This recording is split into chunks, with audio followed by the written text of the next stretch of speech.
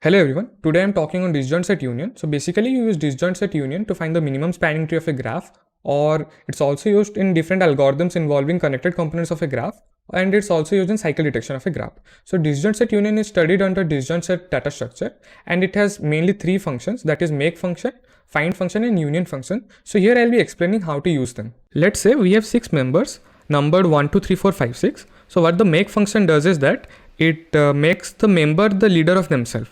So basically, as in this table, it's evident. What you do is that you define 1 as the leader of 1, 2 as the leader of 2, and so on for 6. So what it did was that it virtually formed a group, individual group consisting of one member, and it made them the leader of the group.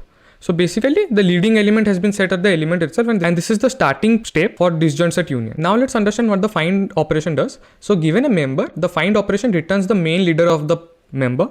So in this thing, you have already seen that we have listed the member and the leader. So for example, if someone asks you what is find 3, so find 3 will be 3 because 3 itself is the leader of it. Now let's understand how the union operation works. So for example, you are given two members, that is 1 and 2. What the union function will do is that it will first find the main leader of 1 and 2. So the leader of 1 is 1 and the leader of 2 is 2. So you can see that both the leaders are different. So what you can conclude is that both are actually disjoint set, and now we have to unite them.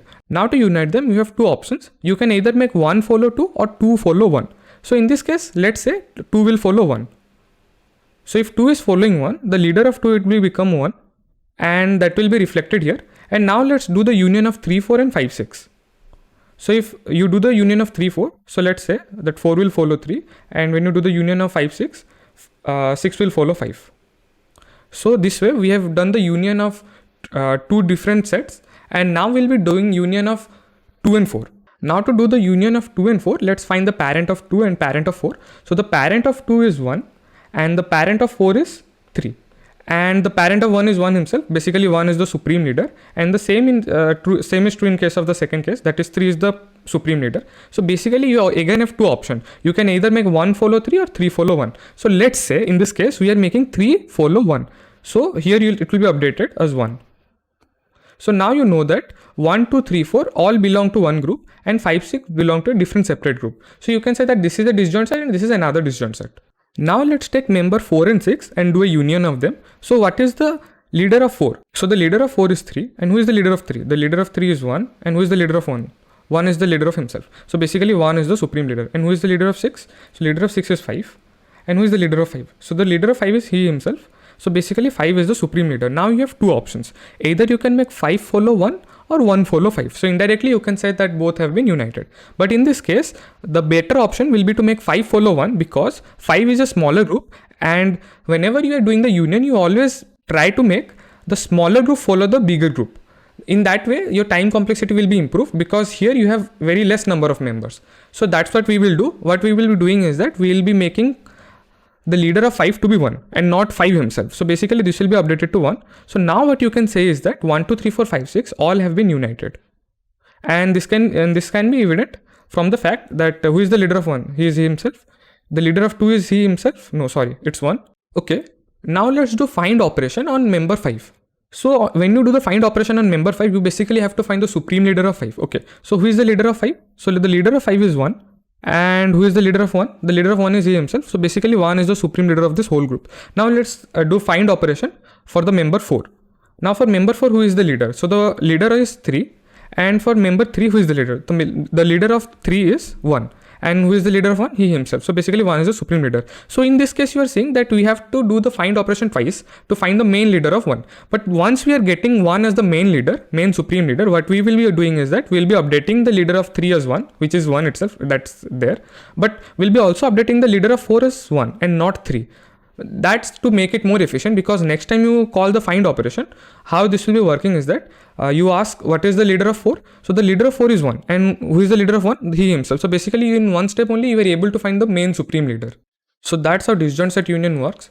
Now let me take you to LeetCode, and there I have coded this disjoint set union, and you will be able to understand it in a better way, and we'll be using C++ to do it. Hello everyone, now let's see how to implement disjoint set union in C++. So we'll be defining two maps first. One is map leader and map size. So map leader will be used to have a mapping between the member and the leader, and map size will be used to have a mapping between the leader and the number of members being leaded by it. So now let's see how to implement the make function. Now let's implement make function. The input will be x. Now we have to make x the leader of itself. So what we have done is that we have done leader of x is equal to x, and we have also done size of x plus plus, because initially the size will be 0. Now because x is the leader of itself, we'll be increasing the size by 1. So that's it. Now let's see how to implement findL function. Now to implement find function, we'll be taking x as the input. Now we have to find the supreme leader of x. So what we do is that we check if x is the leader of itself. Now if x is the leader of itself, you know that that is the leader of the whole group. So you can simply return x. But in the case x is not the leader of itself, what you do is that you recursively call this function again and you pass the leader of x, not x. Now this function recursively will find the leader of the leader of the leader, and this process will go on until it finds the supreme leader and it will return. Now while returning, you save this in leaderx to improve the time complexity. So that's how you implement the find leader function. Now let's implement union function. So union function will take two input as int a and int b, and we have to do the union of them. So before doing the union, we first find the parent of them. So we have find the parent over here, and we check if both have same parent. That means they are already belonging to the same set. Now if they belong to the same set, there's no point of doing a union of them. So you can simply ignore. But in the case when they are not belonging to the same set, we'll be doing the union. Now to do the union, we'll be checking the size of A and size of B. Now I have already explained to you that whenever you're uniting two sets, you always make the smaller set point to the bigger set. So here, if size of A is less than size of B, you know that A is the smaller set. Hence, the leader A should follow the leader B. Now that's what I have done. Now the moment you are doing this, you have to also take care of the size of B. Now because all the members of A are indirectly following B, so you have to increase the size of B by size of A. That is, all the members of A are now following B, so the size of B will increase by size of A. Now if that isn't the case, you know that A is the largest set, so now B should follow A. So that's what I have done. So the leader of B is equal to A, and in that process the size of A will increase by a size of B because all the members of B are now following A. So that was it. So that's how you implement disjoint set union. And I hope you were able to understand it, and I'll be using it to solve lots of questions in the future. So stay subscribed to my channel.